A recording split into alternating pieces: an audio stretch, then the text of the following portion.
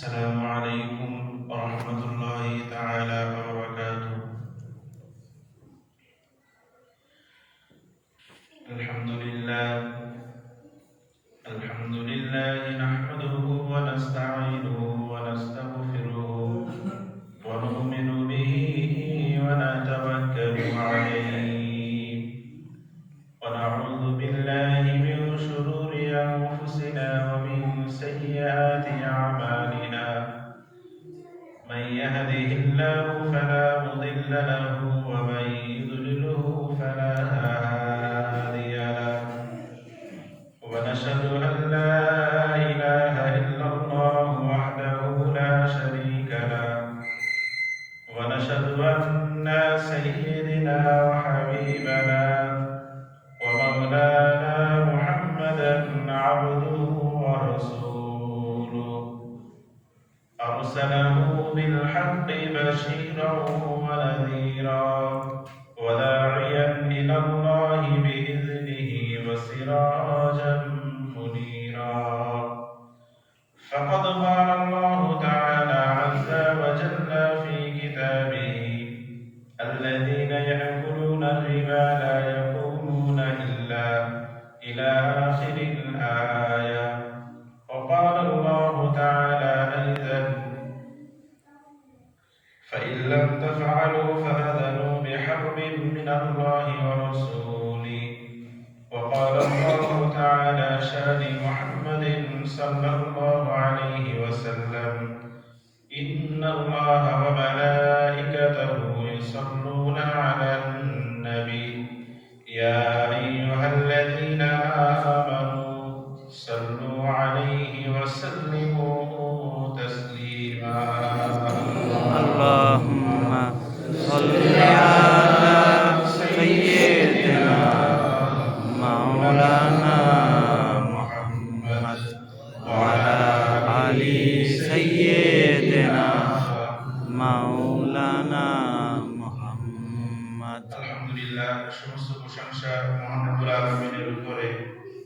আল্লাহ পাক রব্বুল আলামিন আমাদের সকলকে পবিত্র জুম্মার দিনে সমস্ত কাজ থেকে বিরত রেখে আল্লাহ পাকের ইবাদত, আল্লাহ পাকের উপাসনা আরাধনা করার উদ্দেশ্য নিয়ে তার ঘর বাইতুল্লাহ এসে বসার তৌফিক দান করেছেন। সে আল্লাহ পাকের প্রতি শুকরিয়া জ্ঞাপন করি। সকলে বলি আলহামদুলিল্লাহ। আলহামদুলিল্লাহ। প্রিয় নবী সাল্লাল্লাহু আলাইহি ওয়াসাল্লামের প্রতি বর্ষিত হোক লাখ কোটি দরুদ ও সালাম। আমরা সকলেই রাসূলের প্রতি দরুদ জানাই। সকলে বলি সাল্লাল্লাহু আলাইহি ওয়াসাল্লাম। সাল্লাল্লাহু আলাইহি ওয়াসাল্লাম। আমরা ঈদের পূর্বে গত জুম্মায় শুনেছিলাম মানব সৃষ্টির মূল যে আল্লাহ পাকের নীতি, আল্লাহ পাক যে উদ্দেশ্য নিয়ে মানবকে সৃষ্টি করেছিলেন সেই বিষয় নিয়ে গত সপ্তাহে আমরা শুনেছিলাম। তার পরের থেকে আজকের কিছু আলোচনা শুনবো ইনশাআল্লাহ। কিয়ামতের দিনে যে আল্লাহ পাক রব্বুল আলামিন মানুষদেরকে যে কয়েকটি প্রশ্ন করবেন, তার মধ্যে থেকেও যেমন মানব সৃষ্টি করার মূল উদ্দেশ্য আল্লাহ পাকের মানুষ এবং জিন জাতি আল্লাহ পাকের ইবাদত করার উদ্দেশ্য নিয়ে আল্লাহ পাক সৃষ্টি করলেন। সৃষ্টি করার পরে এই মানুষ যাতে জাহান্নাম পথ না হয়, জাহান্নামীগামী না হয়, সেই উদ্দেশ্য নিয়ে একে একে নবী রাসূল পাঠিয়েছেন। পরবর্তীতে নবী রাসূলদের দরজা যখন শেষ, তারপরে একে একে আল্লাহ পাকের আউলিয়ায়ে কেরামগণ এসেছেন, উলামায়ে কেরামগণ এসেছেন। তারা এসে ইসলামের বাণী মানুষের ঘরে ঘরে পৌঁছে দিয়েছেন, যাতে মানুষ জাহান্নামী পথে না হয়, সেই উদ্দেশ্য নিয়ে এই কাজগুলো করেছেন। তারপরে আল্লাহ পাক রব্বুল আলামিন এই দুনিয়ায় মানুষদের বসবাস করার জন্য যে জিনিসগুলোর প্রয়োজন, এই প্রয়োজন মেটাবার জন্য আমাদের প্রত্যেকের রিজিকের দরকার।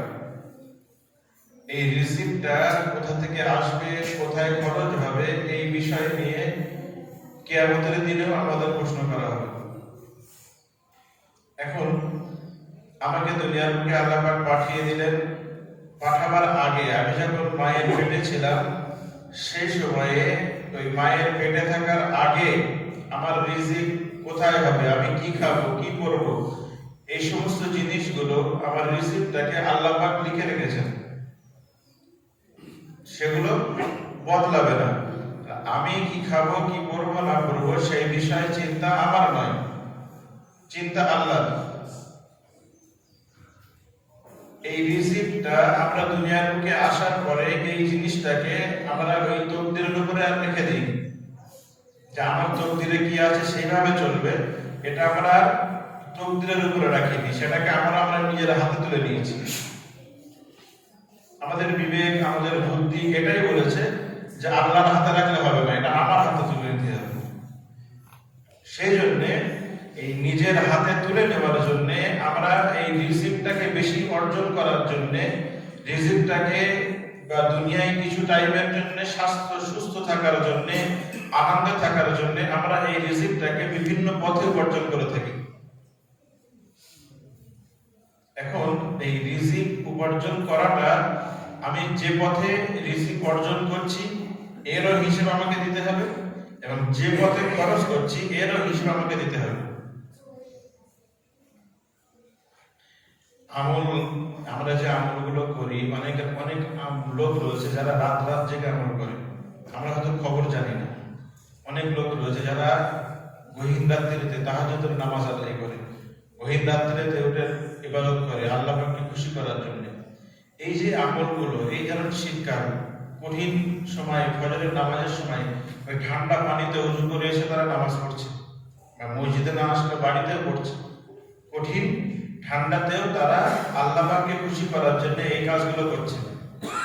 এখন বিষয় হলো যে এত খেটে খুটে এত কষ্ট করে আমি আল্লাহ পাককে খুশি করার জন্য এই ইবাদতগুলো করছি, কিন্তু এই এত কিছু করার পরেও যদি আমার ইবাদত কবুল না হয় তাহলে কি হবে? এই ইবাদত কবুল হওয়ার মূল একটা কারণ হলো হালাল রুজি খাওয়া। আমি যে ইবাদত করছি বা যে যতটুকুই কাজ আমি আল্লাহকে খুশি করার জন্য করছি, এই কবুল হওয়ার একটা মূল কারণ হলো যে আল্লাহ পাককে খুশি করার মূল কারণ হালাল রুজি খাওয়া। আপনি যদি কিতাব পড়েন, তাফসীরের কিতাব পড়েন, হাদিসের কিতাব পড়েন, প্রত্যেকটা জায়গায় দেখবেন যে যখনই ইবাদত কবুল হওয়ার বা আমল কবুল হওয়ার যে কারণগুলো দেখানো হয়েছে যে আমল কবুল হবে এই রাস্তাগুলো চললে, তার প্রথম কারণ হালাল রুজি খাওয়া। প্রত্যেক জায়গায় তার প্রথম কারণ দেখানো হয়েছে যে হালাল রুজি খেতে হবে, তাহলে তোমার আমল কবুল হবে। এখন যদি আমি হালাল রুজি অন্বেষণ না করতে পারি তাহলে আমার এত কষ্ট করে ইবাদত করে সব বেকার হয়ে যাবে। হাদিস শরীফের মধ্যে এসেছে যে যারা হারাম জিনিসটা খাবে এদের যে রক্তটা তৈরি হবে, ওই রক্ত যতক্ষণ শরীরে থাকবে ওই শরীর নিয়ে ইবাদত করলে কবুল হবে না। তার মানে ধরেন আমি 100 টাকার কোনো জিনিস কিনলাম, 100 টাকার কোন একটা জিনিস কিনলাম খাওয়ার জন্য, ওই 100 টাকার মধ্যে 10 টাকার হারাম রয়েছে, 10 টাকা আমার হারাম পথে উপার্জন করা। এই 100 টাকায় 10 টাকা যেটা হারাম পথে উপার্জন করেছি, ধরেন চাল কিনেছি খাবো, চাল ওই 10 টাকার চাল তো আমি আলাদা করতে পারবো না। 100 টাকার মধ্যে যে 10 টাকার চাল কোনটা সেটা আলাদা করে দেবো, হারাম পথে যেটা সেটা হারাম টাকার ওটা আলাদা করা সম্ভব নয়। তো আমি ওই 100 টাকার চাল সবাই মিলে খেলাম, এখন আমার স্ত্রী খেলো, আমার পরিবার পরিজন সবাই খেলো, তারা কিন্তু এই হারাম খাবার কোনো গুনাহ তাদের খাতায় লেখা হবে না। বোঝাতে পারছি? আমার পরিবারের 5 জন সদস্য, কিন্তু আমি উপার্জন করেছি হারাম পথে, তো এই 100 টাকার চালটা আমার পরিবারের 5 জন খেলো, তারা এই হারাম খাবার গুনাহ তাদের হবে না। আমি যেটা খাইয়েছি ওই পরিবারের মানুষগুলোকে হারাম খাওয়ানোর জন্য ওই সমস্ত গুনাহটা আমার ঘাড়ে পড়ে। আমি খেয়েছি তার গুনাহ তো হবেই, কিন্তু পরিবারের মানুষগুলোর খাওয়ানোর জন্য সেই গুনাহটা আমার ঘাড়ে পড়ে। এত কষ্ট করে এত কিছু করে আমি পরিবার পরিজনদের চালানোর জন্য এত কিছু করে তাদেরকে খুশি করার জন্য করছি, কিন্তু এই গুনাহগুলো সব আমার ঘাড়ে। তারপরে খাওয়া হলো, ওই যে 10 টাকার চালে একটা চাল দুটো চাল আপনার পেটে পড়লো, ওইটা যে রক্তটা তৈরি হবে ওই রক্তটা যতক্ষণ আমার শরীরে থাকবে ততক্ষণ পর্যন্ত আমার কোনো ইবাদত কবুল হবে না।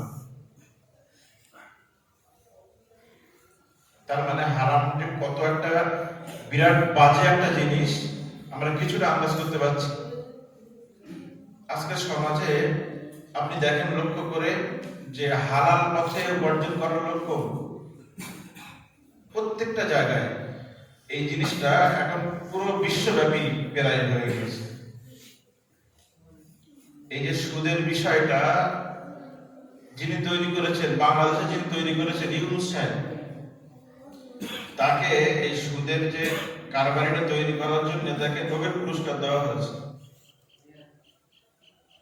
তার মানে উলঙ্গ মানুষকে পুরস্কার দেওয়া হচ্ছে যে তুমি এত সুন্দর সমাজটাকে ন্যাক্ত করে দিয়েছো, সমাজটাকে খোকলা করে দিয়েছো, তার জন্য তাকে নোবেল পুরস্কার দেওয়া হলো। বাংলাদেশের ইউনূস সাহেবকে এই সুদের কারবারি, ব্যাংকের যে গ্রামে গ্রামে গিয়ে আমাদের এখানে যে বন্ধন, এই সুদের কারবারটা তৈরি করার জন্য ওকে নোবেল পুরস্কার দেওয়া হলো। আল্লাহ রাসূল সাল্লাল্লাহু আলাইহি ওয়াসাল্লাম হাদিস শরীফের মধ্যে বলেছেন যে সুদের কয়েকটা দিক আল্লাহ রাসূল বলেছেন। তিনি বলেছেন, একদিন রাত্রে আমি স্বপ্ন দেখছি যে আমাকে দুজন মানুষ নিয়ে যাচ্ছে। তো তিনি রাসূল বলেছেন, আমি যাচ্ছি, যেতে যেতে দেখছি যে একটা মানুষ, তার পেটটা এত ভারী, এত মোটা তার পেট হয়ে গিয়েছে যে সেই পেটের ওজনে সে এক পা হাঁটতে পারছে না। যে হাঁটতে যাচ্ছে পেটের ওজনে সে উল্টে পড়ে যাচ্ছে। অপরদিকে এদিকে পেটে তার এই ওজন, অন্যদিকে বিদ্যুৎ চমকাচ্ছে, প্রচুর পরিমাণে বিদ্যুৎ চমকাচ্ছে এবং বজ্রপাত হচ্ছে, মানে আমরা যাকে বলি বাস পড়ছে। সেই মানুষটা এই বাস পড়ার ভয়ে, বাস পড়বে আমার শরীরে, এই ভয়েতে দৌড়াবার চেষ্টা করছেন, কিন্তু সে এক পা আগাচ্ছেন, পেটের ভারে উল্টে পড়ে যাচ্ছে। আল্লাহ রাসূল এই দুটো মানুষ, একজন ছিলেন জিবরাইল আলাইহিস সালাম, আর একজন ছিলেন মিকাইল আলাইহিস সালাম, তাদেরকে বলছেন যে এই মানুষটার এই হালত কেন, পেট তার এত ফোলা কেন? জিবরাইল আলাইহিস সালাম বলছেন যে এই মানুষটা, এই মানুষগুলো আপনার জমানায় যারা সুদ খাবে তাদেরকে আল্লাহ পাক এই সাজা দেবেন।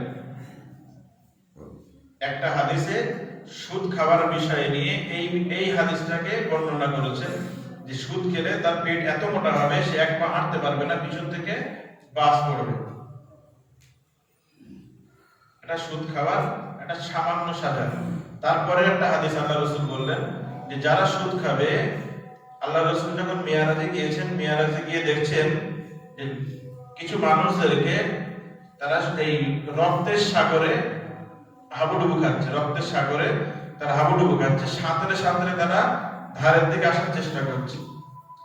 কিনারার দিকে যখনই আসছেন, এখানে একটা মানুষ দাঁড়িয়ে রয়েছে, বড় পাথর হাতে করে নিয়ে সেই পাথরটা ছুঁড়ে সেই মানুষটাকে মারছেন।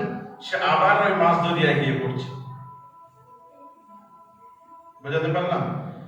রক্তের সাগরে একজন মানুষ কষ্ট করে সাঁতরে সাঁতরে এসে যেই কিনারায় আসছেন, তাকে আবার একটা পাথর, এমন পাথর মারা হচ্ছে যে পাথরের আঘাতে সে মানুষটা আবার মাছ দরিয়ায় গিয়ে পড়ছেন, আবার আসছেন, আবার এই করছেন। আল্লাহ রাসূল জিবরাইলকে জিজ্ঞেস করলেন যে জিবরাইল, এই মানুষটার এই যে কষ্টটা হচ্ছে, এই কষ্টটা কেন হচ্ছে? জিবরাইল বললেন, ইয়া রাসূলুল্লাহ, আপনার জামানায় যারা সুদ খাবে, এই সুদ খাওয়া মানুষগুলোকে কিয়ামতের দিনে আল্লাহ পাক এই সাজা দেবেন যে তারা সুদ খাওয়া মানে অ্যাকচুয়ালি রক্ত খাওয়া। সুদ খাওয়া মানে অ্যাকচুয়ালি রক্ত খাওয়া। তো তিনি বলছেন যে এই রক্তের সাগর মানে দুনিয়ায় যে সুদ খেয়েছেন, ওই সুদের সাগর, রক্তের সাগরে তারা হাবুডুবু খাচ্ছে। আর একভাবে যদি সাঁতার কাটে, একভাবে যদি সে কিনারায় না আসতে পারে, তার ওই রক্ত খেতে বাধ্য সে। আপনার সাগরের কথা বলতে হবে না। আপনি যখন পুকুরে সাঁতার কাটেন, আপনি যদি কিনারায় না আসতে পারেন, 20 মিনিট 50 মিনিট যদি কিনারায় না আসতে পারেন, আপনাকে ওই পানি খেতে হবে। পুকুরের পানি আপনার গালে চলে যাবে। সেই মানুষটা বারবার যখন কিনারায় আসতে চাচ্ছেন, তাকে যখন আবার ঠেলে দিচ্ছেন, এমনি সে কষ্টের মধ্যে রয়েছে, সে কিনারায় আসতে পারছে না, একভাবে সাঁতার কাটছে, সে এমনি রক্ত খেতেই হবে। রক্ত খাচ্ছে, আবার যেই কিনারার দিকে আসছে, আবার তাকে পাথর মেরে তাকে মাছ দরিয়ায় ছুড়ে ফেলে দেওয়া হচ্ছে। আল্লাহ রাসূল বললেন, আল্লাহ রাসূলকে জিবরাইল বললেন যে যারা সুদ খাবে তাদের এই সাজা আল্লাহ পাক কিয়ামতের দিনে দেবেন। এটা একটা সাজার দিক গেল। দ্বিতীয় দিকে আল্লাহ পাক কোরআন শরীফের মধ্যে বললেন, ফাইল্লাম তাফআলু, যদি তোমরা এই সুদটাকে বর্জন করতে না পারো, সুদটাকে না ছাড়তে পারো, তাহলে ভেবে রেখে দিও, ফাযানু বিহারবিন মিনাল্লাহি ওয়া রাসূলি, কিয়ামতে যা সাজা হবে, জাহান্নামে যা সাজা হবে সেটা দূরে, ওটা অনেক পরে, কিন্তু তার আগে তোমাকে আমি আল্লাহ এবং আমার রাসূলের সাথে তোমাকে যুদ্ধ করতে হবে। ক্ষমতা আমাদের নেই, ক্ষমতা দুনিয়ার কোনো মানুষের নেই, ক্ষমতা একমাত্র আল্লাহ ছাড়া আর কারোর ক্ষমতা নেই আল্লাহ এবং রাসূলের সাথে যুদ্ধ করার। কিন্তু অনেক মানুষ আছে সমাজে, আজকের সমাজে আপনি অনেক মানুষ খুঁজে পাবেন যারা এই পথটাকে তৈরি করে রেখেছেন, আল্লাহর সাথে আল্লাহ রাসূলের সাথে যুদ্ধ করবেন বলে এই জায়গাটাকে তারা তৈরি করে রেখেছে। আমরা নাম শুনে থাকবো হযরত নিজামুদ্দিন আউলিয়া, নাম শুনেছি না? অনেকেই নাম শুনেছি। এমন একটা মানুষ যার নাম আজকের সমাজে আমরা যখন শুনি আমাদের তখন ভক্তিতে আমাদের অন্তর গদগদ হয়ে ওঠে, ভক্তিতে আমাদের অন্তরে তার প্রতি একটা ভালোবাসা তৈরি হয়। সেই মানুষটা নিজামুদ্দিন আউলিয়া প্রথম জীবনে তিনি একটা বিখ্যাত ডাকাত ছিলেন। এই কথাটা হয়তো আমরা অনেকেই জানি না। আমরা জানি তিনি বিখ্যাত বিজ্ঞ একজন আল্লাহর ওলি, এই ঘটনাটা জানি, কিন্তু তিনি যে এক সময় বিখ্যাত একজন ডাকাত ছিলেন এই কথাটা অনেকে জানি না। তো তিনি এই ডাকাত থাকা অবস্থায় একদিন মানুষ আসছে তাকে ডাকাতি করে তাকে ছেড়ে দিচ্ছে। তো ডাকাতি করছেন এমন সময় এক আল্লাহর ওলি ফরিদপুরি রহমতুল্লাহ আলাইহে তিনিও যাচ্ছেন ওই রাস্তা দিয়ে। নিজামুদ্দিন আউলিয়া তাকে বললেন যে দাঁড়াও, তোমার কাছে যা মালপত্র রয়েছে, যা সামান রয়েছে, যা টাকা পয়সা রয়েছে সেগুলো আমাকে দিয়ে দিতে হবে। এখন এই ফরিদপুরি রহমতুল্লাহ আলাইহি তো গরিব মানুষ, ফকির মানুষ, আল্লাহর ওলি, এর কাছে তো সবসময় পকেটে করে টাকা নিয়ে ঘুরে বেড়ায় না। আমি ইতিপূর্বে বলেছি যত আল্লাহর ওলি দেখবেন সমস্ত আল্লাহর ওলি তারা সব গরিবী হালতে জীবন কাটিয়েছে। তারা এই আনন্দের সঙ্গে সুখের সঙ্গে মোজাহিদ ঘরের মধ্যে শুয়ে পার উপর পা তুলে টিভি দেখে তারা আল্লাহর ওলি হয়নি। তারা এই গহীন রাত্রিতে বা কুড়ে ঘরের মধ্যে থেকে তারা আল্লাহর ওলি হয়েছে।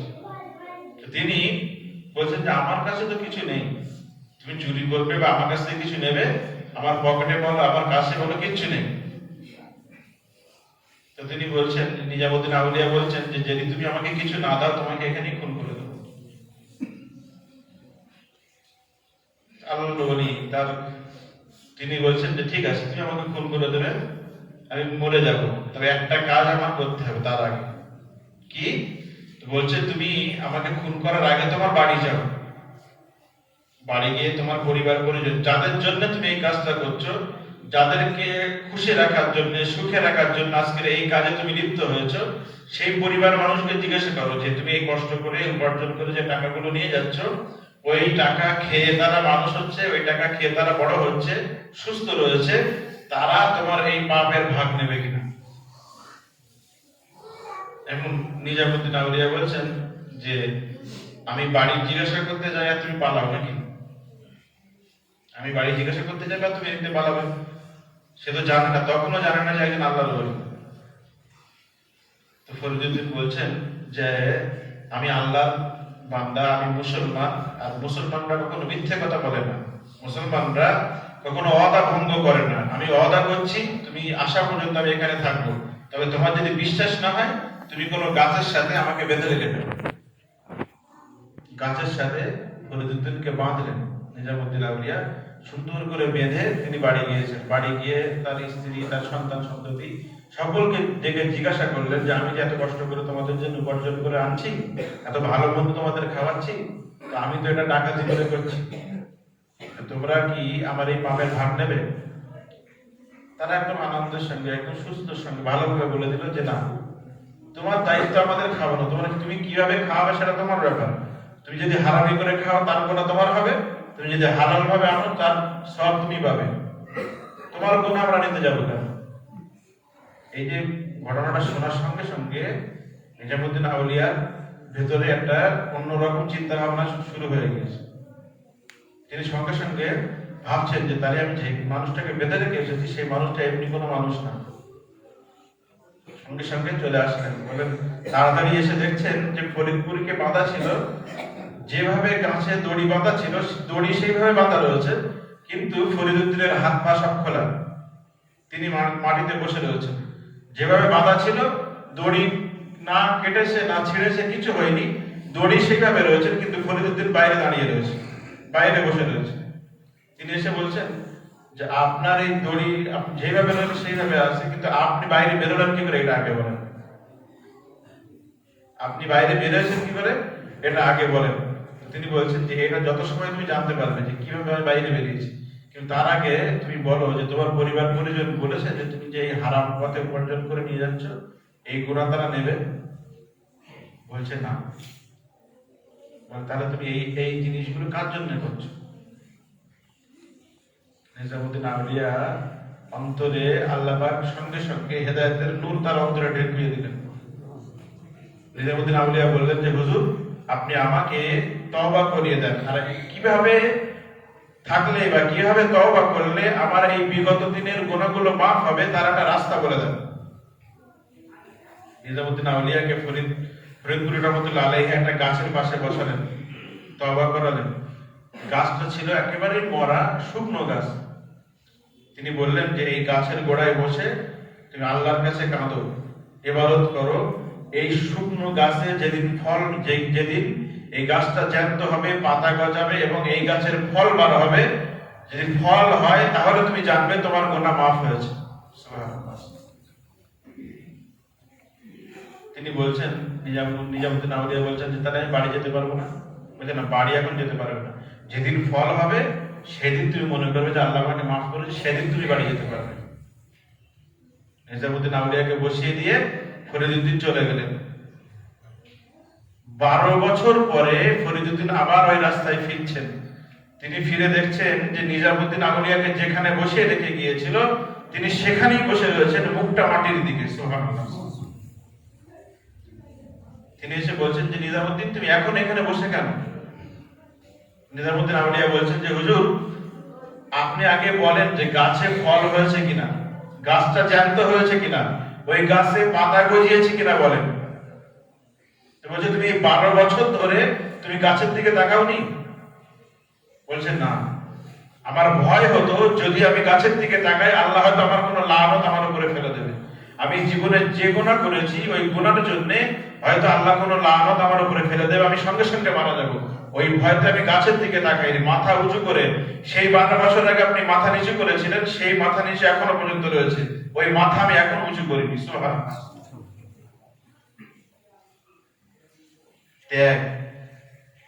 12 বছর পরে তিনি এবার বললেন যে তুমি গাছের দিকে একবার তাকিয়ে দেখো। যখন গাছের দিকে তাকিয়েছেন দেখছেন যে সেই মরা গাছ, শুকনো গাছটা ফলে ফুলে সুশোভিত হয়ে গিয়েছে, বড় গাছ তৈরি হয়ে গিয়েছে। ফরিদুদ্দিন বললেন যাও তুমি এবার বাড়ি যাও, গিয়ে তোমার যে তুমি জ্ঞান অর্জন করেছো, যে ভালোবাসা, যে ইবাদত তুমি তৈরি করতে পেরেছো, আল্লাহর প্রতি যে মায়া মহব্বত তৈরি করতে পেরেছো, এই মায়া মহব্বত গুলো অন্য মানুষকে শিখিয়ে বেড়াও।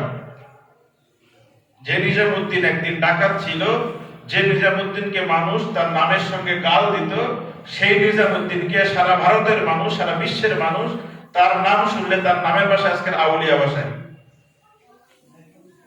কারণ ভালো পথে ফিরে আসা, খারাপ পথটাকে বর্জন করে ভালো পথে ফিরে আসা, এই ত্যাগটা আল্লাহ ওলিদের ঘটনা আমরা শুনি, যখন শুনি খুব মুখরোচক লাগে যে এটা খুব ভালো একটা ঘটনা। কিন্তু এই ঘটনাটা যদি কোনোদিন অনুধাবন করি, কোনোদিন যদি ভাবি যে আল্লাহর ওলি নিজামুদ্দিন আউলিয়া তার মতন একজন মানুষ আল্লাহর ওলি হয়েছেন, এমনি এমনি হতে পারেনি। আমাদের মতন এরকম নামাজ, এরকম রোজা, এরকম পথে চলে, এরকম দুনিয়াদারি করে সে আল্লাহর ওলি হয়নি। আল্লাহর ওলি হতে গিয়ে 12 বছর তার দুনিয়ার সবকিছু ভুলে তাকে ওই জায়গায় বসে থেকে আল্লাহর ইবাদত করতে হয়েছে। তারপরে আল্লাহর প্রিয় বান্দা, তারপরে আমরা যখনই তার নাম শুনি নামের সঙ্গে আমরা আউলিয়া বসাই, যখনই তার নাম শুনি নামের সঙ্গে রহমতুল্লাহ আলাইহি বসাই। আমাদের এই যে হারাম পথ থেকে বর্জন করতে হলে নিজামুদ্দিন আউলিয়ার মতন একজন আল্লাহর ওলি, একজন আলেম, একজন আবেদ মানুষ, যিনি আমাকে জ্ঞান দিতে পারেন, যিনি আমাকে ইসলামের জ্ঞান দিতে পারেন, এরকম একজন মানুষের হাত ধরতে হবে। ধরেন এই যে বর্তমান সমাজে যে ইয়ং ছেলেগুলো, এরা ইসলামের অনেক আইন কানুন এরা জানে। কোন একটা হুজুর কোন বিষয় নিয়ে বক্তব্য রাখলো, এদের অন্তরে কিন্তু দাগ কাটে। যতক্ষণ পর্যন্ত এরা ওয়াজ শোনে, জলসা শোনে, এদের অন্তরে দাগ কাটে যে না, এই বিষয়টা সত্যি, বিষয়টা মানার দরকার। কিন্তু যখন ওখান থেকে চলে আসে, সেই বিষয়টা তাদের আর অন্তরের মধ্যে থাকে না। কারণ কি বলেন? কারণ হলো এদের একটা খুঁটি নেই। যে মেন একটা খুঁটি থাকবে, সেই খুঁটিতে এদের বাধা থাকবে, সেই খুঁটিটা এদের নেই। যদি কোন একটা ইয়ং ছেলে, সে একটা জলসা শুনলো, কোন একটা জিনিস ইসলামের বাণী শুনলো, শোনার পরে তার মনে ধরেন তওবার একটা বিষয় যাচ্ছে যে না, আমার তওবা করতে হবে, এই বিষয়টা থেকে আমাকে দূরে সরে আসতে হবে। এই যে জিনিসটা যখন জাগবে, তখন কোন আলেমের কাছে, যিনি ইসলামের জ্ঞান দিতে পারেন, উলিল আমর, যিনি ইসলামের জ্ঞান মানুষকে দিতে পারেন, এরকম ক্ষমতা যিনি রাখেন, সেরকম একজন আলেমের কাছে কোনো বিদ ধরতে হবে, এটা কোনো বাধ্যতামূলক নয়। এমন একজন মানুষ যিনি ইসলামের জ্ঞান মানুষকে দিতে পারেন, সেরকম একজন মানুষের কাছে গিয়ে যদি তওবা করে যে হুজুর আজকে আমি তওবা করছি, আজকের থেকে, ধরেন গানের বিরুদ্ধে শুনেছেন, তিনি আজকের থেকে তওবা করলেন যে হুজুর আমি তওবা করছি, আজকের থেকে আমি গান শুনবো না। কোন আলেমের হাত ধরে এই কথাটা সে দিয়ে আসে, তারপরে যখন সে গান শুনতে যাবে, তার অন্তরে দাগা দেবে। নাফসে মুতমাইন্না যে নাফসটা রয়েছে, ওই নাফসটা তার অন্তরে দাগা দেবে যে না, তুই তো কথা দিয়ে এসেছিস যে এই কাজটা করবি না। সে কিন্তু আস্তে আস্তে গান শোনাটা ছেড়ে দিতে বাধ্য, কারণ নাফসে মুতমাইন্না তাকে ডাইরেক্ট বাধা দেবে। কিন্তু আমাদের এই খুঁটিটা নেই। আমরা মনে করি যে পীর ধরতে হবে, পীর না ধরলে আমাদের কোনো লাইন নেই। কিন্তু পীর ধরতেই হবে এর ব্যাপার না। মেন ব্যাপার হলো আমার একটা খুঁটি ধরতে হবে। আপনি যদি এখন পীর খুঁজে বেড়ান, সারা পৃথিবী খুঁজে খুঁজে, এই দূরবীন দিয়ে সার্চ করে পীর খোঁজা মুশকিল। কিন্তু যদি আপনি কোনো যারা ইসলামের জ্ঞান দিতে পারে, উলিল আমর, সেরকম একজন মানুষের কাছে গিয়ে তওবা করেন, দেখবেন আপনার জীবনটা আস্তে আস্তে ইসলামের দিকে চলে আসছে।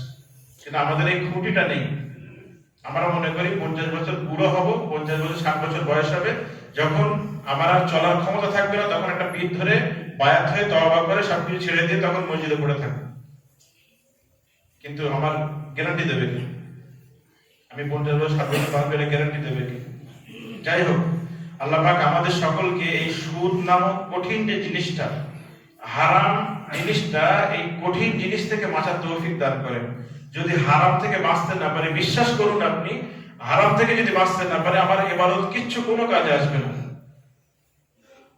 সেজন্য হারাম থেকে বাঁচতেই হবে আমাকে, যে কোনো প্রকারে হোক হারাম থেকে বাঁচতে হবে। যদি মনে হয় যে না, আমার খাওয়া হবে না, আমার পরিবার মরে যাবে, মরে যাক, আমার পরিবার না খেয়ে মরে যাবে, মরে যাক, আপনার চিন্তা করতে হবে না। তাদের চিন্তা আল্লাহ করেছেন।